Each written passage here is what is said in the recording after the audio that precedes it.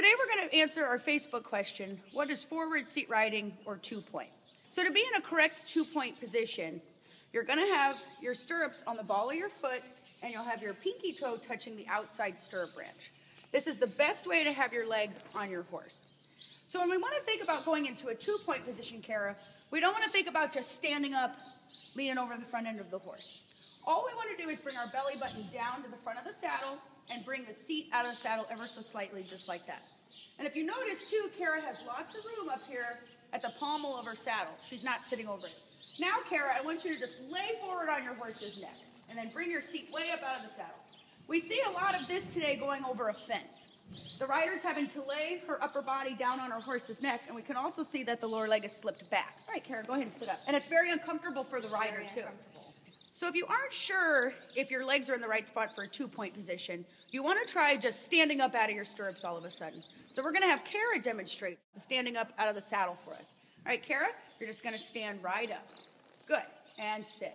So by having Kara just stand straight up, she had to wrap her boot and then come up out of the saddle. Now you'll notice she didn't just pop straight up out of the saddle and stand up or she'd fall forward. She wrapped her legs and then rose up out of the saddle. Let's see that one more time, Kara. And sit. Perfect. So that's kind of the acid test. If you can just pop up in your stirrups right away, hands relaxed, you probably have a pretty good lower leg on your horse, and your two-point position should feel pretty comfortable as long as you have your stirrup on the ball of your foot and your pinky toe on the outside branch. So now, Kara, go ahead and stand up in two-point position.